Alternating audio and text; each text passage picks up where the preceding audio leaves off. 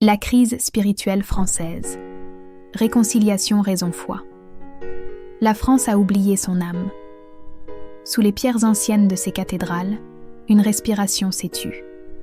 Dans le bruit des villes et la vitesse du monde, le murmure de l'âme s'est effacé derrière la logique du profit et du calcul. Le pays des Lumières, celui qui a enseigné au monde la puissance de la raison, traverse aujourd'hui une crise spirituelle française plus profonde que toutes les guerres, celle du sens. Il fut un temps où la France regardait le ciel non pour le conquérir, mais pour le comprendre.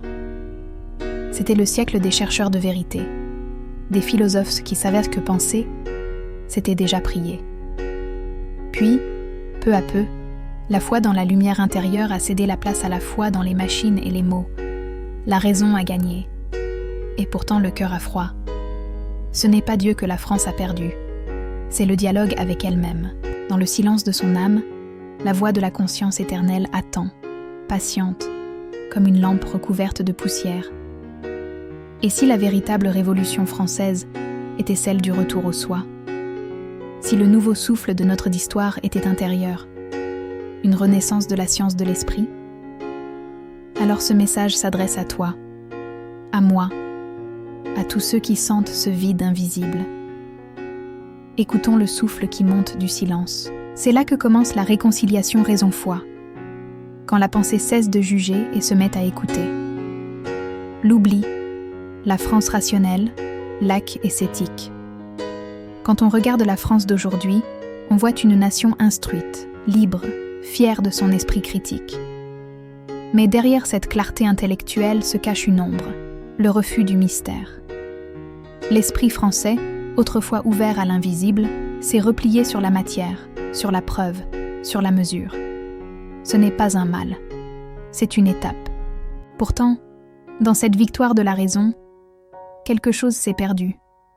La capacité d'écouter ce qui ne se démontre pas. Au nom de la liberté, la France a bâti un monde laïque. Au nom de la science, elle a chassé la foi de ses laboratoires et de ses écoles. Mais en voulant libérer l'homme de la superstition, elle a aussi libéré l'homme de lui-même.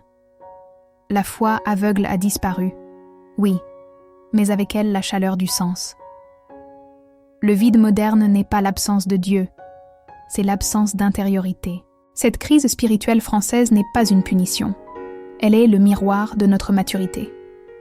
Le peuple des philosophes a voulu comprendre sans croire, analyser sans aimer. Et maintenant, au milieu de ces succès technologiques, il se demande « Pourquoi, malgré tout, le cœur reste-t-il en manque ?» La logique seule ne console pas les solitudes. Le progrès matériel ne guérit pas la peur de mourir. C'est là que la science de l'esprit retrouve sa place. Non pas contre la science des faits, mais à ses côtés, comme sa dimension oubliée. Allan Kardec l'avait pressenti. La connaissance du monde invisible ne s'oppose pas à la raison, elle l'élargit. Redonner voix à cette conscience éternelle, ce n'est pas régresser, c'est compléter le cercle. Car toute nation qui renie son âme finit par se demander d'où vient sa lumière.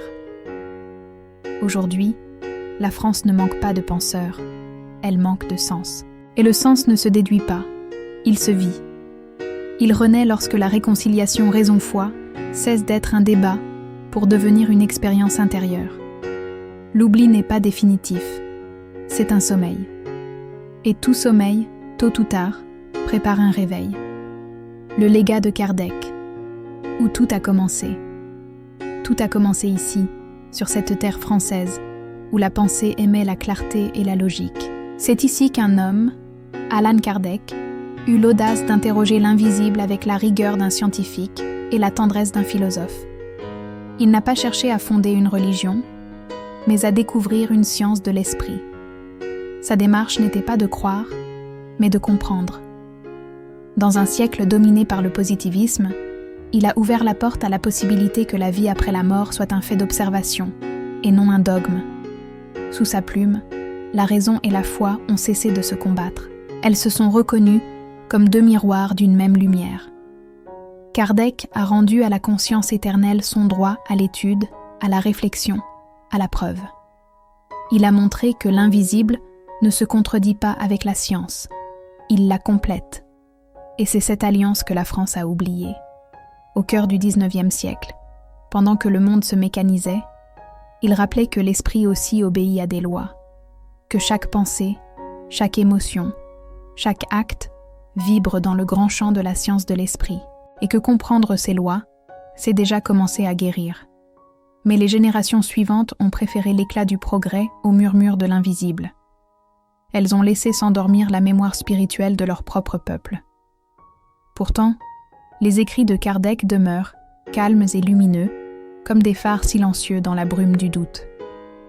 Ils attendent que la France se souvienne de son rôle, non pas celui d'un pays de croyants, mais celui d'un pays de chercheurs d'âme. Redécouvrir Allan Kardec, c'est renouer avec la vocation originelle de la France.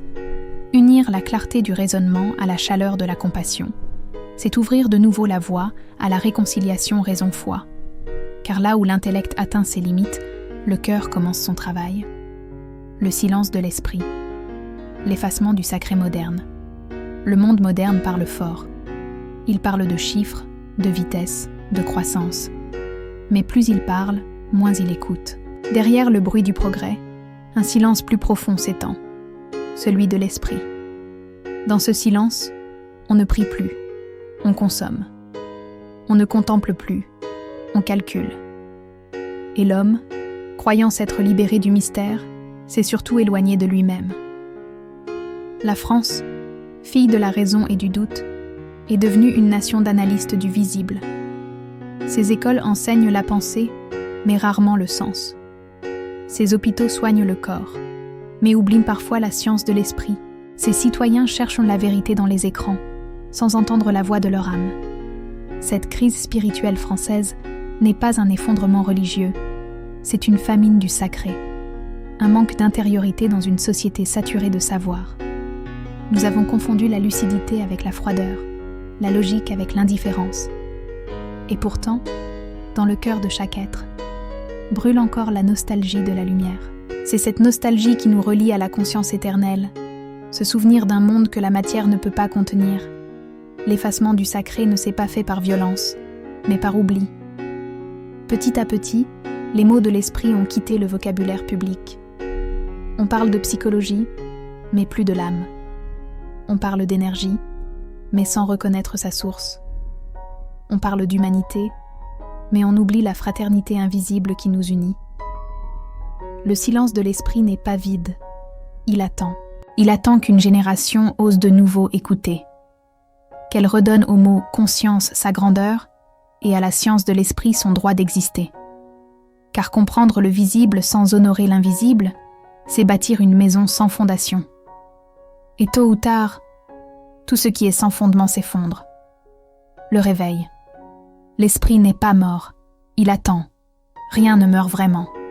Ce que nous appelons mort n'est souvent qu'une métamorphose. Ainsi va la science de l'esprit.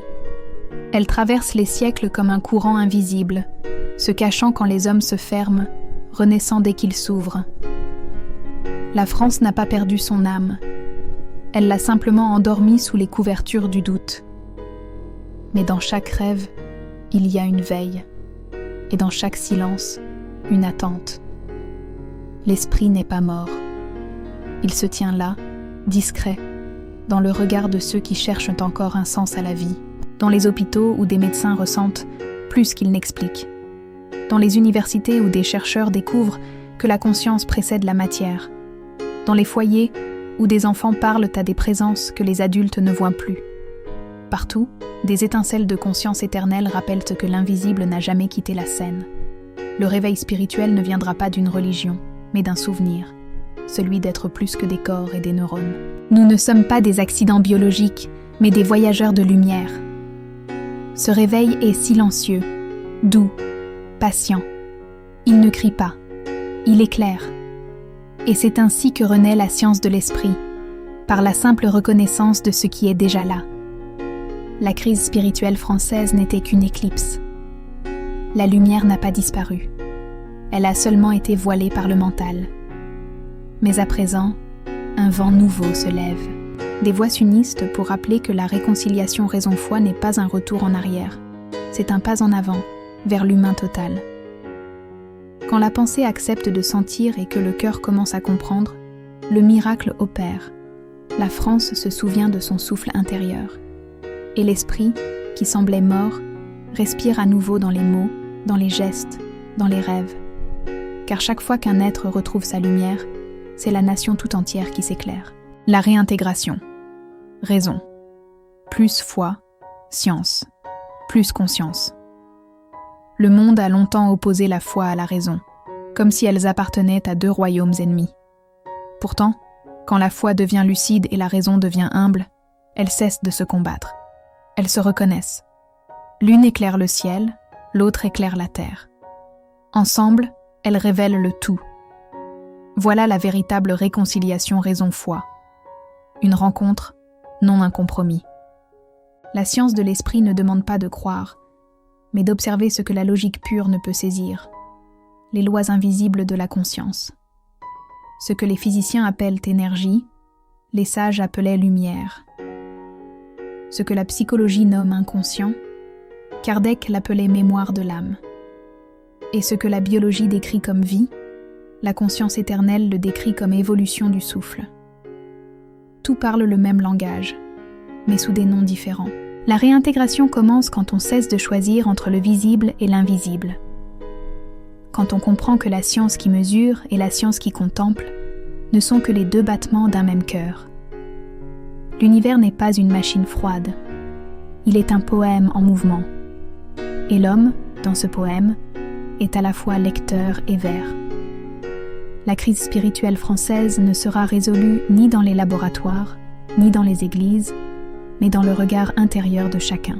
Quand un être ose unir sa pensée à son ressenti, sa raison à son intuition, il devient un pont, un microcosme de cette science de l'esprit que la France a autrefois incarnée. C'est cela, la vraie laïcité spirituelle. Non pas l'exclusion du sacré, mais sa compréhension universelle. La réconciliation raison-foi n'est pas une croyance du passé, mais une vision d'avenir. Une humanité nouvelle naîtra le jour où les chercheurs de vérité cesseront d'avoir peur d'aimer et où les croyants cesseront d'avoir peur de penser. Alors, enfin, la France redeviendra ce qu'elle a toujours été, le lieu où la lumière et la logique se donnent la main. La flamme française, l'énergie qui renaît où elle est née. On dit que les flammes ne s'éteignent jamais, qu'elles se cachent seulement dans la cendre, en attendant le vent, juste pour renaître. Ainsi va la flamme française. Elle n'est pas morte, elle se souvient. Sous le poids du doute, sous la poussière du rationalisme, elle continue de brûler dans le silence des consciences. Car on ne peut pas tuer la lumière, on peut seulement l'oublier. Dans les rues de Paris, dans les montagnes de Provence, dans les bibliothèques silencieuses et les esprits libres, la science de l'esprit recommence à respirer. Elle ne se proclame pas, elle se manifeste, dans une parole juste, dans un geste de compassion, dans un regard qui comprend sans juger. Là se trouve le feu nouveau, discret, mais irrésistible. Cette flamme n'appartient ni à une religion ni à un parti. Elle est l'héritage invisible de ceux qui, depuis Allan Kardec, ont su unir la clarté à la bonté. Elle brûle dans chaque chercheur qui questionne avec amour, dans chaque sceptique qui ose espérer. Elle est la chaleur qui manque à la raison, la lucidité qui manque à la foi. Et son nom est simple. Réconciliation, raison-foi. Le mouvement. La France spirituelle. Tout mouvement commence par un souffle. Celui-ci n'est pas politique ni religieux. Il est intérieur. Il naît du besoin vital de réconcilier ce que le monde moderne a séparé. La science et l'esprit, la logique et l'amour, la pensée et la prière silencieuse. Ainsi est née la France spirituelle, non comme un projet, mais comme une mémoire qui se réveille. La crise spirituelle française n'était qu'une invitation à renaître. Le doute n'est pas l'ennemi de la foi, il en est le tremplin. Et si le siècle des Lumières a libéré la raison, le nôtre doit libérer la conscience éternelle. Car comprendre le monde visible n'a de sens que si l'on se souvient de sa source invisible. La France spirituelle n'est pas une organisation, c'est un état d'être. C'est le retour d'un regard qui pense et qui sent à la fois. C'est le sourire d'un esprit libre qui retrouve la chaleur du sacré. C'est la main tendue entre Allan Kardec et la science moderne, entre le chercheur et le croyant, entre la terre et le ciel. La science de l'esprit renaît là où elle est née, non dans les laboratoires, mais dans les consciences. Chaque fois qu'un Français se souvient de son âme, la France tout entière s'élève. Chaque fois qu'un être comprend au lieu de croire, la lumière s'étend. Ce mouvement ne demande pas d'adhérer, il demande de s'éveiller. Car il n'y a pas de révolution plus grande que celle de l'intérieur. Et la flamme qui commence ici, sur cette terre de raison et de cœur, pourrait bien éclairer à nouveau le monde. Mon ami, je te remercie d'avoir marché à mes côtés jusqu'ici. Que ce message inspire ton voyage quotidien. Et je t'attends dans la prochaine vidéo pour que nous continuions ensemble sur ce chemin de lumière, de croissance et de science de l'esprit. À bientôt.